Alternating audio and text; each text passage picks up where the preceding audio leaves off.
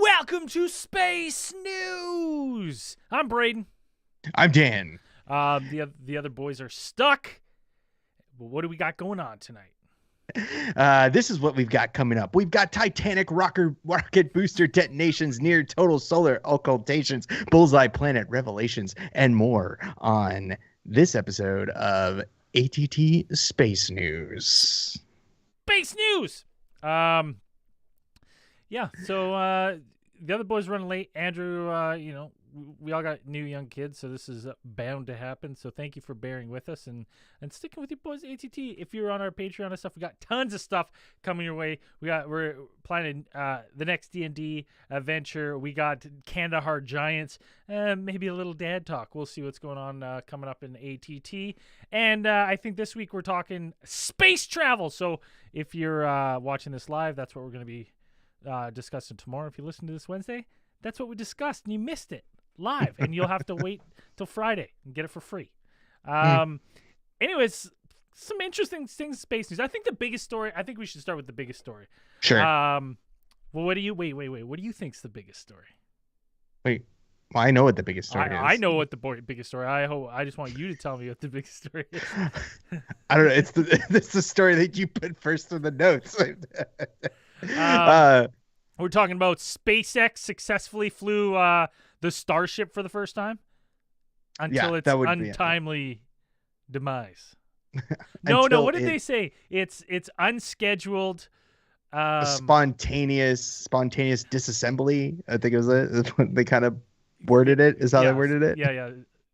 Unexpected, spontaneous disassembly. I was like, that is a very clever way of describing how the rocket blew, like just got destroyed. It was a spectacular sight. I watched a good chunk of the launch and watched the entire kind of thing unfold.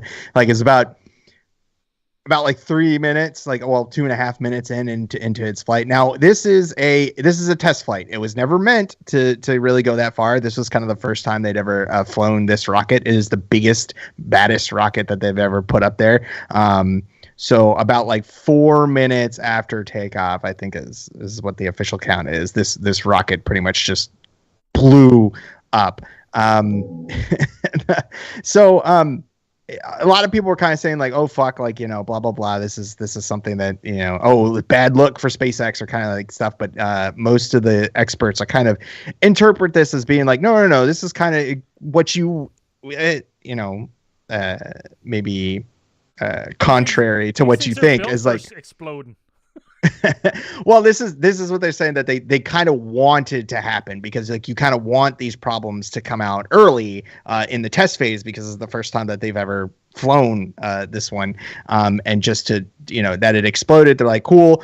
It's really interesting to watch the actual video, because like once it goes up, like everybody, like all the SpaceX people are just like clapping and cheering and stuff. And you're like, oh, that's not what I expected from that reaction, but that's interesting. Well, from everything that I was saying, it was like a mission success for this was if it cleared the launch pad. Right. Yeah. Like everything else, they were like, and then it blows up. They're like, hey, look how far we made it. Like, it's pretty good. So we got it going around right now. Maybe we'll just take a quick second to watch it take off. I mean, dude, how cool would it be to go see one of these liftoffs live? It is a powerful rocket. Like watching this thing, it is meant to, this is the rocket that they're essentially thinking that they're going to be able to use to get to, not just the moon, but also go beyond into Mars.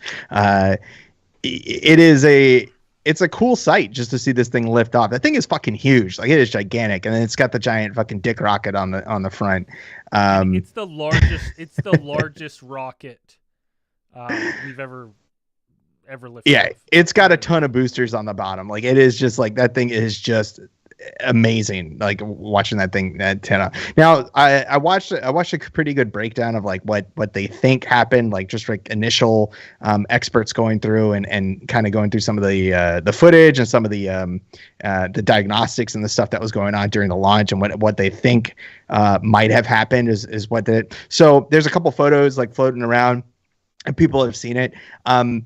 what SpaceX is trying to do with this, specifically with this rocket, is that because they are thinking that this should be designed to launch from a place like Mars. Say it gets to Mars and whatever, you get to launch back to Earth from Mars. They are not using, or their launch pads are not using what are traditionally used, which are called like flame diverters, which are like these big ramps like underneath rockets, and you can look them up. No, like they're these sense, yeah. So they get these it out so it doesn't right up the rockets. Right. Well, yeah. So it doesn't hit the rockets, and it doesn't go like straight down onto the ground. But you're not going to have that in Mars. Right, you're not going to have something like that in Mars. So when they launched this one, like it was so powerful. Like you can look these pictures up of like how it melted the entire like reinforced concrete. Well, blew it up, melted it, vaporized a huge amount actually of the reinforced concrete structure underneath. The platform underneath the rocket. So like there's this big crater that you can see, and you can see like just the rebar is left. Like there's nothing, all of that stuff's out. And from footage of the things, and then like photos of like the aftermath, like it vaporized that, but also chunks like went flying everywhere. They actually had pictures of like the tank farm that was near there, and people's that got like something put a dent in one of the tanks, like one of those big tanks you see sitting out there, and then people had shit on their car. Like in the parking lot, like all the way in the parking lot, they had stuff out there and debris. So what they're thinking is that perhaps like, because once it lifts off, like, and you're seeing, like, if you're watching the video, you can see there's already like 3 boosters that on their diagnostic screen that are already done. They're already out. Like there's something that they've malfunctioned, and 2 of them are like right next to each other. Spontaneously disassembled. Right. Yeah, there's no malfunction. So they're thinking that either debris could have hit these, and then there's one also specific event that they point to where there's like you can watch the rocket, and I forgot what the timestamp is, but there looks like there's kind of a miniature explosion, kind of something that happened, like a fire that happens on the side of the rocket, not really near the boosters, and so there's some theorizing that perhaps like that could have been something like the hydraulic system. And if it was something like the hydraulic system, like you wouldn't be able to thrust vector, the rocket won't be able to guide itself or correct its course. And kind of what happens at the end, you see it happen, is that the rocket is supposed to separate at one point, but before it got to the separate point, it's supposed to do like kind of an automated like a turn maneuver, like a kind of flip, and it's supposed to flip and then disconnect, like the rocket part comes off and then shoots off, right, but it didn't. There's the payoff there.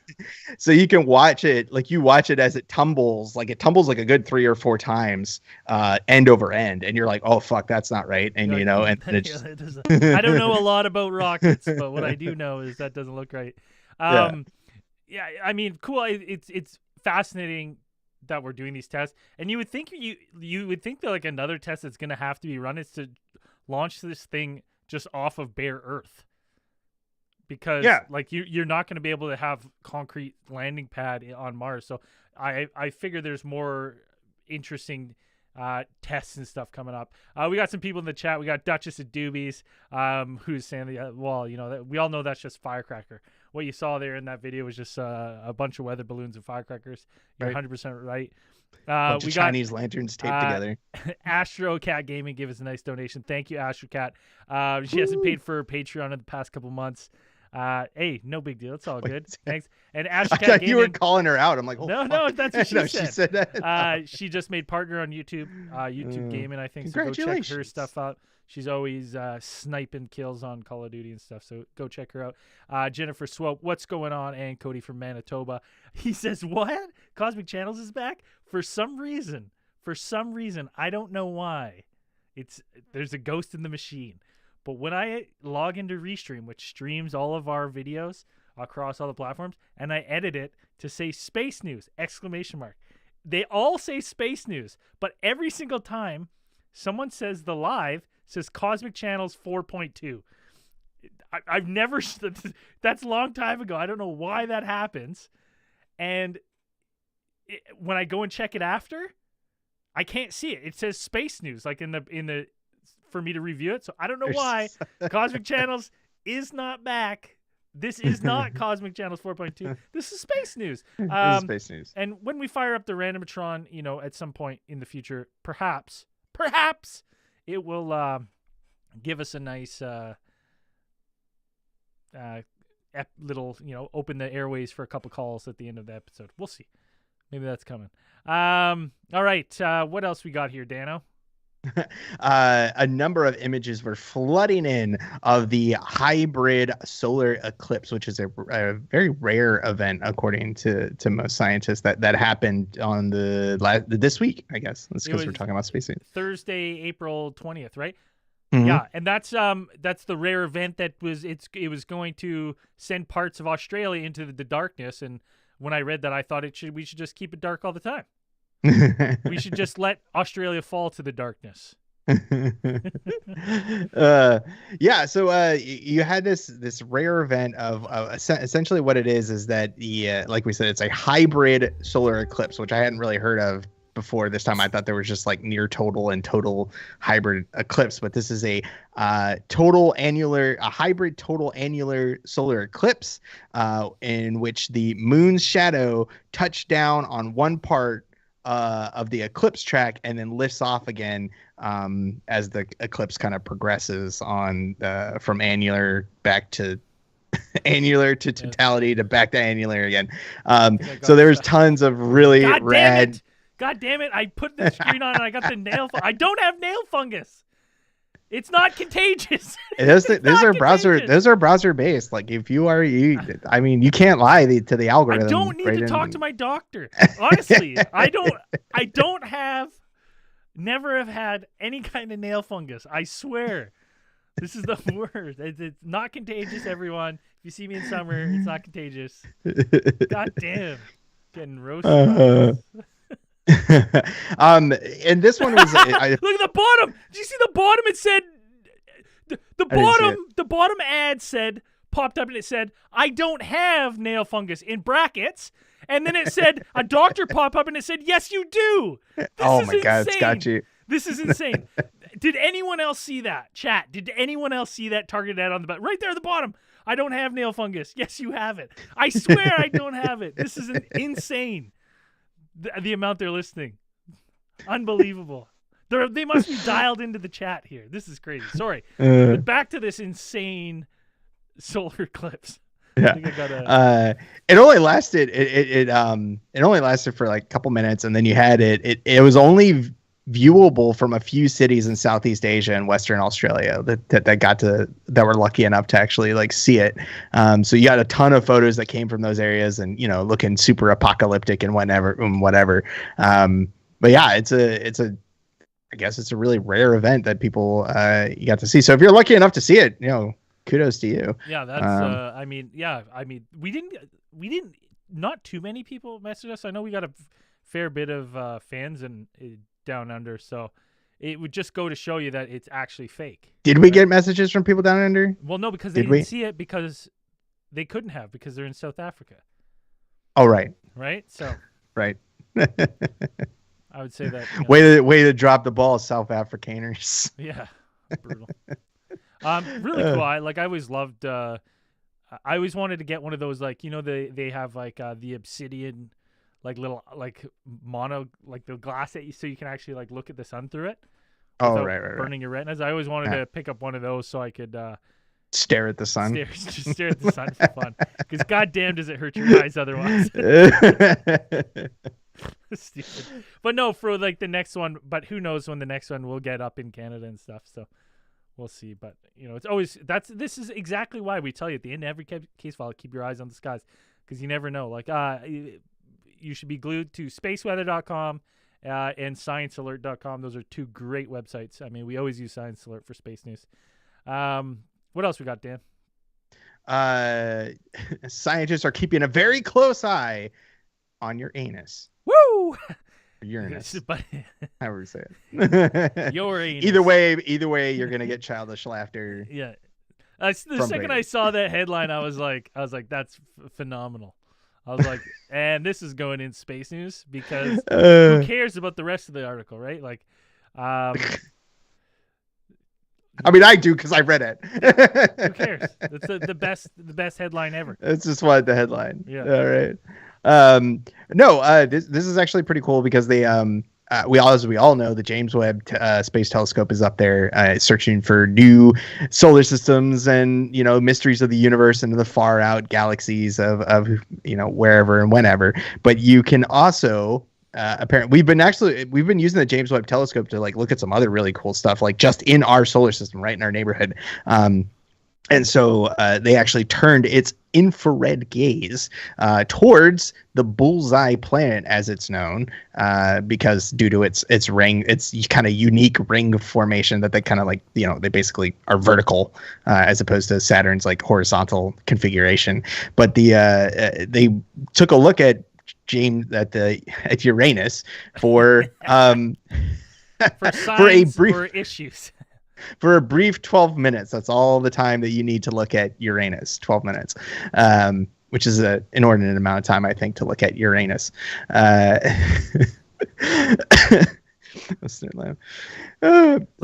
we haven't had a good look at Uranus since like 1986. Yes. Yeah, that's true. This is the first time we've ever gotten like a really good, like since 1986 that when Voyager 2 flew by Uranus. Don't try to pronounce it the other way. Okay, that's the standard way. Real question. Yeah. When the guy was like naming it, do you think he was just like, this will be good? No. He didn't once say it, or like someone else went, that's what you're naming it? No, they wanted to keep it in the Greek pantheon, and it was kind of like they're just like whatever. I mean, they probably could have named it something else, but I guess that's what they thought. What this tells me is like, so how the James Webb works, much like the our old dusty telescope, who gives a shit, whatever it was called. People are like bidding and getting time slotted on it. Right. So this is all of them work. There's like a research team that's coming in. They're like, this is what we are going to dedicate our time and effort to looking at Uranus. Yeah. Right? Well, it's kind of like they kind of have a schedule of like where the James Webb Telescope's going to be pointing, like when's it going to be whatever. And so I mean, they probably have projects like lined up for like years. Like you're probably on that list, trying to figure out what they're going to do. And they're like, okay, this is the best time. It's going to be in the right. Everything's going to be in the right position. These are possible things that we could look at. And that research team was like, yeah, we want to look at Uranus for 12 minutes. Yeah, it's and it's a really cool shot. Like when you're looking at this, like first off, I mean, when I went to elementary school, there was zero discussion about rings around Uranus. I remember them being very faint. I remember is the kind of thing that they said about them. There was always like it's like, yes, Uranus has rings, but they're not as spectacular as Saturn's or whatever. But we got this great picture now of it looks Uranus. Like a camera lens. That looks rad. Yeah, it looks awesome. So some of the other features that you can see on here that these are some of the things that they've never seen before. On this planet, and now you have things like those bright spots that they have, like if you're looking at the stream and everything, they got these bright patches which are saying they're clouds on there, and which are floating around in the hydrogen helium atmosphere of the giant frozen planet of Uranus. And there's also like it zooms out, like that's kind of the zoomed in one, but they have a zoomed out one where they caught a bunch of the they can see right there. They can zoom out and they can see all of the moons of Uranus, which are apparently there's a bunch. Like there's like, I don't know, there's like, I think it was like in the 30s or something. Speckled with moons. Right. And they're saying that some of these moons are strange, like many other moons and other planets and stuff like that, because all of their orbits aren't the same. Like the last All right. What is Techno. that? What was that? Zell playing techno music. It's Zell. Hey! What's up, fuckers? Hey, buddy. Made it. There we go. Hold on, Made it. Let me see if I can figure this out here on the fly. Nothing like a quick interjection mid-space news of a third virtual camera. Let's see. Oh yeah, that works good. All right, hold on a second. I think I could do this on the fly here. Where's Zell's camera? There we go. Look at that. Hey, we'll just mix up the space stations here. There goes Dano. I got that one. And where's my giant head there? There we go. Look at that. Look at that, eh? Hey, look at that. We were just talking about Uranus. It's looking good. Nice, Shaved healthy, it healthy blue. recently. Bleached. It's clear. Oh. Oh, there he goes. Buddy Christ for Andrew there. Beautiful. Look at that. Like I knew what I was doing here. All right, let's go back to Uranus here. Yeah, so we got this great picture of all Uranus and some of its moons. These are images that have never been seen before.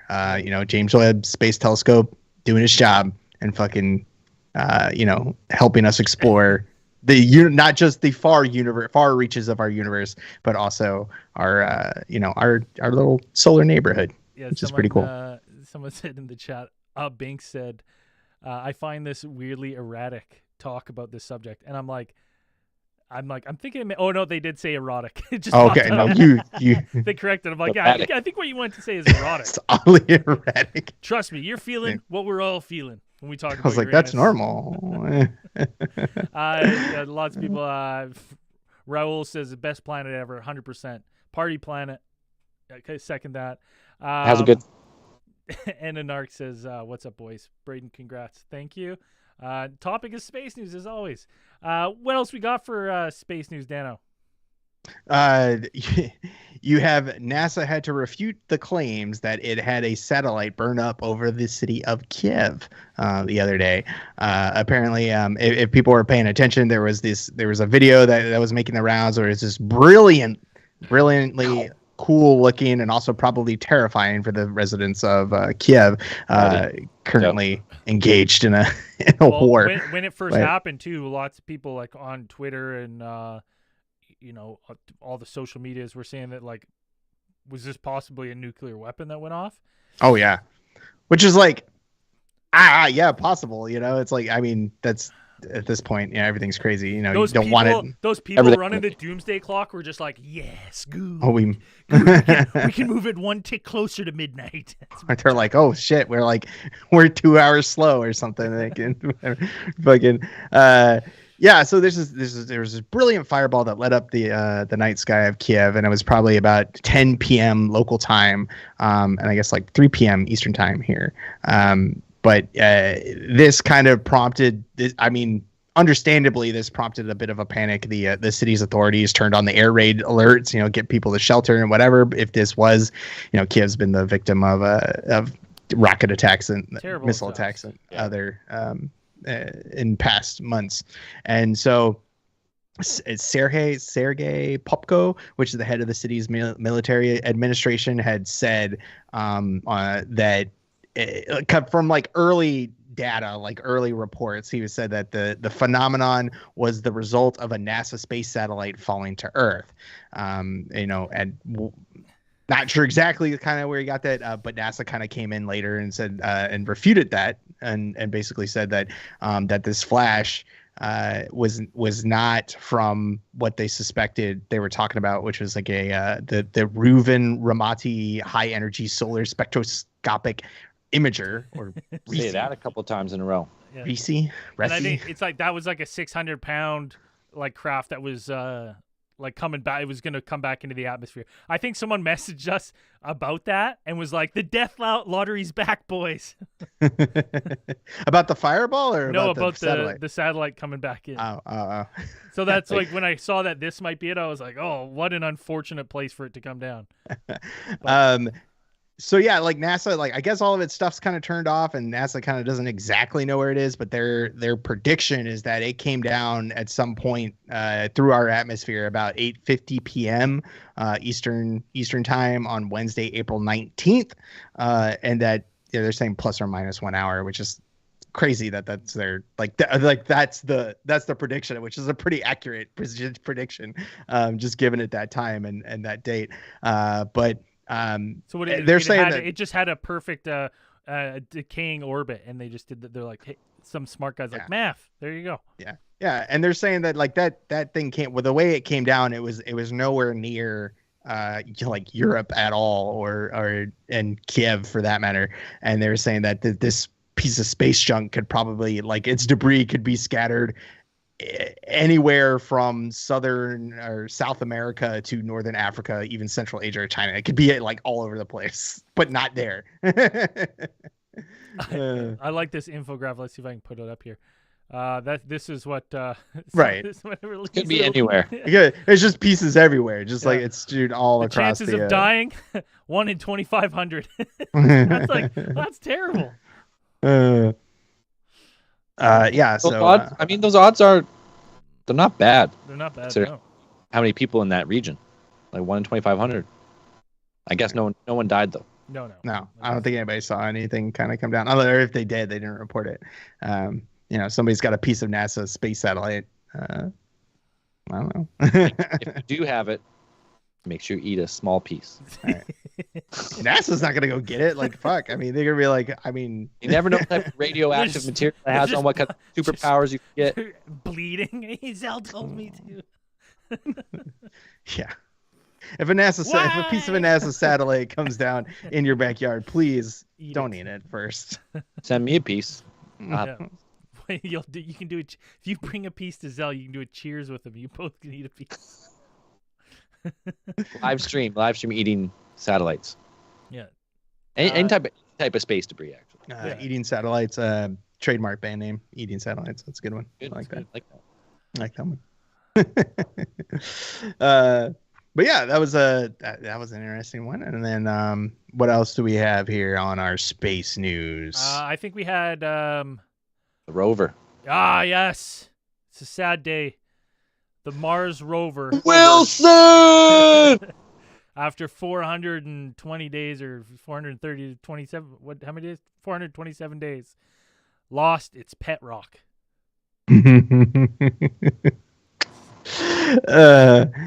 Pet rock was like stuck in its wheel well, just following it all over the place. Yeah. Oh. Did they name it? Had they named it? I don't think they named it. Are they? Yeah. It was just rock. Farewell, rock friend. Rock friend. I just call it. I should have called it Rocky. That would have been good. Oh, 100%. It's kind of interesting. Like, if you think about, like, there's nothing to move stuff that we know of on Mars. So it's like that rock's been on. It's like one of the ride. He's like, woo, baby. That's what I imagine he would be doing if rocks were alive. And it's also kind of. It's just kind of. Like, it's great, and it's also just like it's just weird to think about that you have like this little robot rover running around Mars, one of the sole population of Mars that we know of, and there's just like this clunking rock. Like you're in hundreds of miles of empty Martian desert, and you happen to pick up a rock. Like, NASA science, the best and brightest minds of NASA scientists have built the most durable, equipment known to man to weather the Martians, weather storms, and all this stuff. And there's just a rock stuck in it. And it'd be silent, like everything's kind of silent, and you just hear this like ka-dunk, ka-dunk, ka-dunk. Yeah, moving through the eerily silent, just nothing but Martian winds blowing through, and then you just hear ka-dunk, ka-dunk, ka-dunk. Like, just ka-dunk. Like, it's supposed to be amazing, absolutely great. But yeah, so that it's unfortunately it's gone now. But who knows, right? Who knows? It might pick up something else along the way, and you're gonna hear about it on Space News. I think that was it for Space News. Do we have anything else before we fire up the Randomatron? No, I believe that was it. Actually. Oh, fire it up. Oh wait, there was the crystal clear craft, like the UFO. No. Fire up the Randomatron. Fire up the Randomatron? I think something's happened to Zell's mic. Yeah. Check. Yeah. Can you hear us? I mean, you can hear us. I just think it sounds far away. Something happened to your mic. What happened to my mic? Oh boy. Yeah, good old live show. It's because he tried to fire off the Randomatron, and now it's tapped into his microphone. Yeah.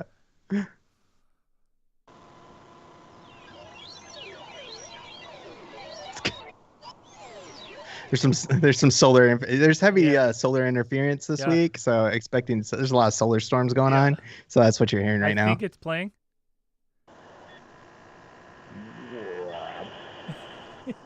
There it goes. Whoa! Look at this.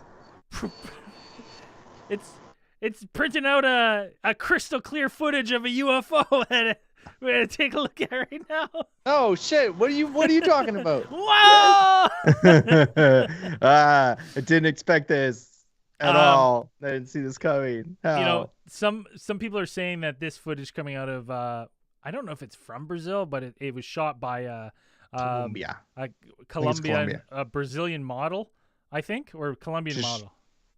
She's Colombian. Colombian. I Lot checked. of people. I mean, I checked her Instagram. I bet you did. I had to be. I had to be sure. Yeah, I had to- Dan is nothing if not thorough. I A have lot of people have research. been Check all angles. a lot of people have been posted like clickbait have been like model catches UFO, but the captures UFO was so small it's just a picture of her like in a bikini. I was like, well, hey, that's one way to get people brought in. But some people are saying that this is might be some of the best UFO footage ever caught on camera. So let's take a peek at this. Let's look at the camera first, then we'll break it down. This is, I think it's a 30 second clip.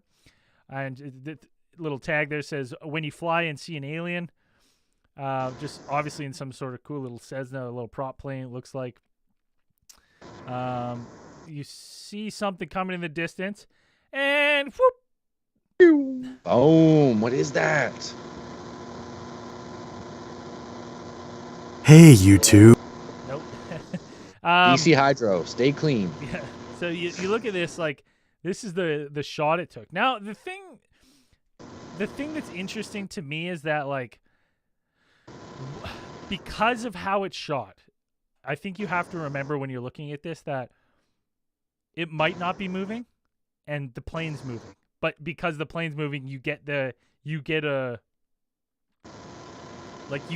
false sense of speed.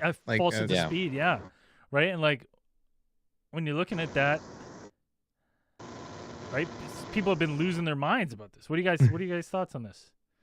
And your first thought can't be Mylar balloon. That's what I was going to be my first thought. I mean, that's the shitty thing is after Got seeing wings. so many, right? Like, my first thought when I saw this was Flight of the Navigator. Was the first thought of everybody's seen that movie. The Flight of the Navigator and the shifting chrome ship. This is what I thought, because it does seem from the short time that you get to see this thing, a lot of people were being like, just so everyone knows, this is the model who shot the footage. Yeah, this is Colombian the model. She's not trying to get any Valentina Rueda. Velez. Valentino Rueda Velez. Yeah. All right. I'll bookmark that for later, just for more UFO research. You gotta go more in depth on this one. I think. Yeah. Okay. Gotta do a deep dive. When you're looking at, a lot of people were commenting about like how it seems to look, at least on the outside, it seems to have some sort of like metallic sheen to it. That people kind of associate with UFOs, and some of these, especially these ones that people have kind of been like in the news. You've got we had the Baghdad metal ball, the Phantom, those ones, and kind of these metallic sheen of these objects that people are kind of saying that perhaps these could possibly be extraterrestrial craft. Yeah. So this one, when you look at it, like from that short little freeze frame and a couple other videos, it looks like just when I saw it, I was like, oh, that's like metallic object. That's interesting. It is. But like Brayden said, that was also like, as it zips by, you're just like, oh, okay, maybe the plane is moving and this thing is just kind of whatever. That honestly sucks, because when I first saw the thing, I was like, oh wow. Oh wow. And then I looked at it some more, and then I was like, oh, God damn it, I've had too many discussions about UFOs with Dan. I was like, I think this is a false sense of speed. Maybe this is a stationary object. And I went, goddamn Mylar balloon, possibly, maybe. Duchess of Doobie says it looks looks like something built to be aerodynamic. And I kind of thought that too. But here's the thing: like, if you look at the flat bottom here, you would think that if this was, because it does look smooth on top, it kind of gives you this appearance of like a bulb on top. So if this was actually flying through the air, it would be flying the least aerodynamically. Like it was, you know what I mean? Like this would be in my, like, if I was looking, it would be like in a bank. It's like, you know what I mean? yeah, it looks like it it's would be banking pulling and stuff away like that. or pulling towards the airplane, right? But it's not in the video. You can clearly see that flat thing coming up. So if it is built for aerodynamic, it just flies like with the most wind resistance, just just flying. Anastasia says, "Hi boys, hi Anastasia." What do you thought? Yeah, it's flying with the aerodynamics of a sheet of plywood. Yeah, exactly. Yeah, exactly. Right? Yeah. That'd be like seeing a sheet of plywood fly inside and be like, "Look, that thing's built for speed." And so like just trying to rule things out, it's kind of hard to be like, okay, like Colombia actually, I didn't know, has a pretty like most of the like the major cities and stuff have apparently like a pretty big like balloon culture. Like they have a pretty much like a custom balloon festivals and stuff like that. Like if you Google Colombia balloon festivals, it pops up and it's like it's Dave from these, BC. like, really cool looking design balloons and things like this that possibly, and like even some of them I'm like they're almost kind of shaped like that one, like just the ones that popped up like in a first initial Google search for me. I was like, oh, let me look at these. That's not the right video. That's the video. There you go. Odd Briz, I'm just playing it again for you. Hey, YouTube. But when I specifically I did a couple other searches going through this one, and I looked at one. Somebody pulled up a picture from apparently like a holiday. It was kind of some sort of like celebration or of a marking of some kind of a like socialist leader or something, like political leader's birthday or something. And these there was a group of people who had like a bunch of large balloons that were kind of like, they were black on top and white on the bottom, and they were kind of shaped like a diamond. Like they're kind of shaped like a kind of rhombus shape.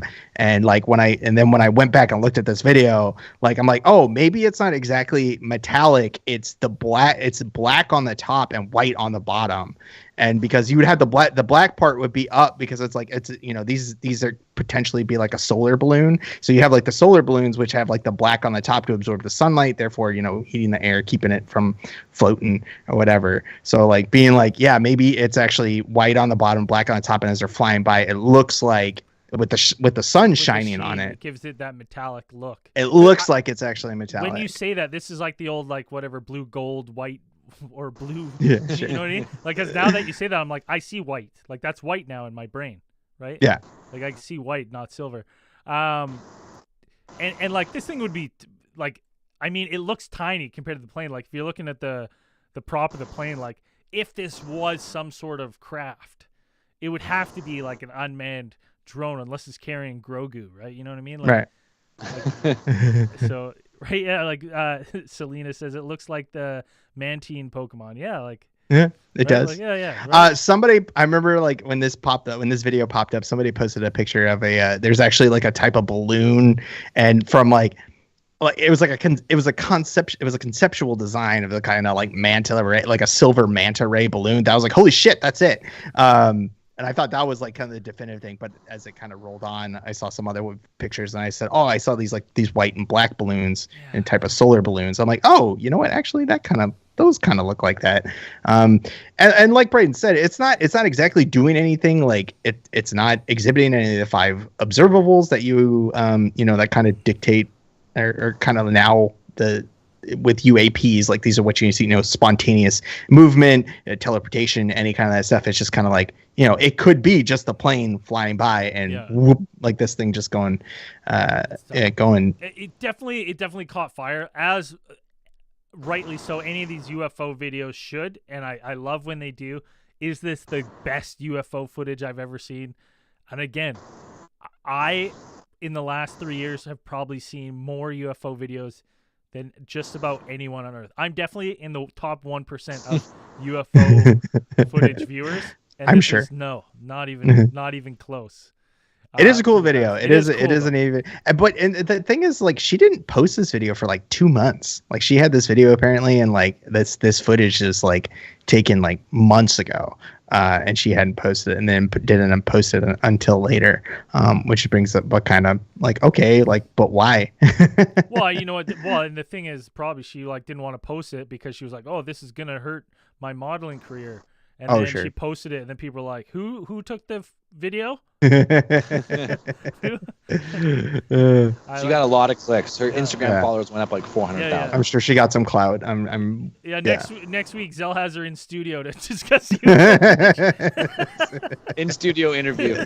No one else is allowed to come. There's only one red couch in the back there. All right. What else you got here? This is interesting. We've got the Randomatron finally split, and we've been meaning to do this again for a while, and it's taken some time, so we apologize. We've had issues. We've had a busy year, but it's back, and thanks to the new Randomatron, those of you on Patreon supporting at $10 or more, it's the Mitra. It's back, baby. Last Space News of every month, the Randomatron gave me a note that it's going to plug in all your names and spin, and one lucky Patreon supporters at $10 or more is going to get a chance to win a little swag bag from our store. Usually I message the winner, and we discuss a couple of the things that they're looking at, and then, or if there's going to be some new feature items, sometimes I like to send it to them with a promise that they send me a picture of them in the shirts. So also pictures of Uranus. Yeah, of course. All right, so without further ado, let's see who this month's winner is. Go. No whammies, no whammies, no whammies, no whammies. Bulkhead Bill! Woo! Congratulations, Bulkhead Bill. I will be in touch. And I'm Bulkhead Bill. I'm not. I'll be in your DMs. I'll be sliding in your DMs. So make sure to accept. Yep. Get photos of Uranus ready. Yeah.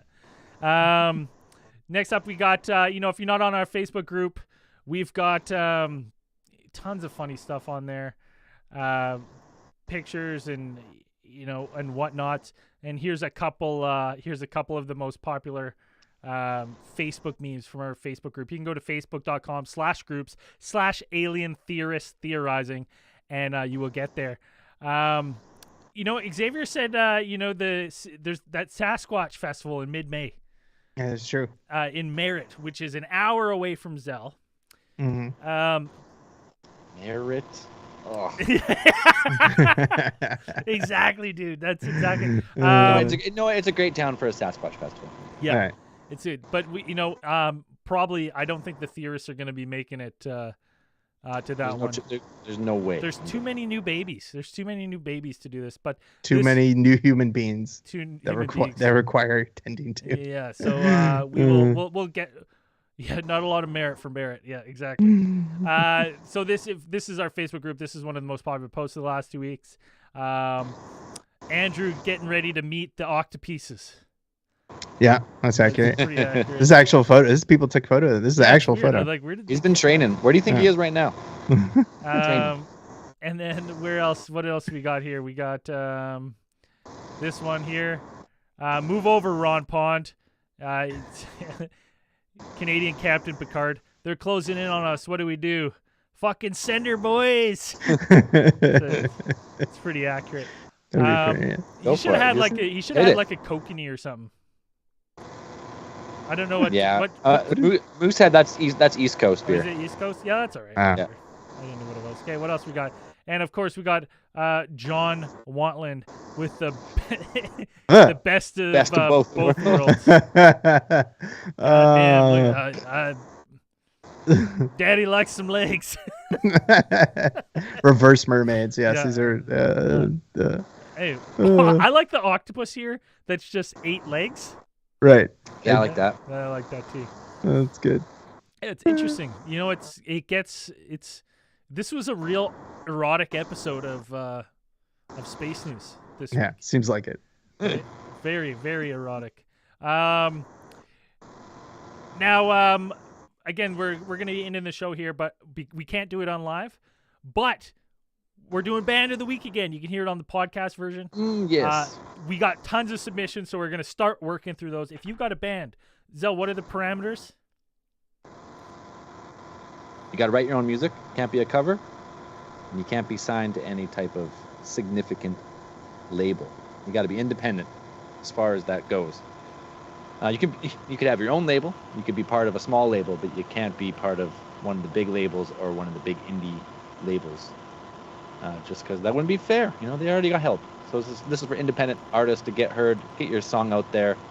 Just a little something at the end of the episodes. And this week, and so if you want to submit, you got to email alientheorists@gmail.com and put Band of the Week or music submission, something that's a subject. And if you don't get it that week, just send it again, because just keep sending them. And I'm going to keep marking them, bumping them to the top, and we're going to work through them. So this week we have the band's called 30 Going on 13, a pop punk band from Barrie, Ontario. They're just some good old boys with dad bods stuck in 2002 pop punk era. And they, writing catchy songs. The song's called Nemesis. You can find the song anywhere you stream music, so go check them out. Go check them out. And as we always say at the end of these things, keep those eyes on the skies and enjoy the Band of the Week. Peace, everyone. Peace.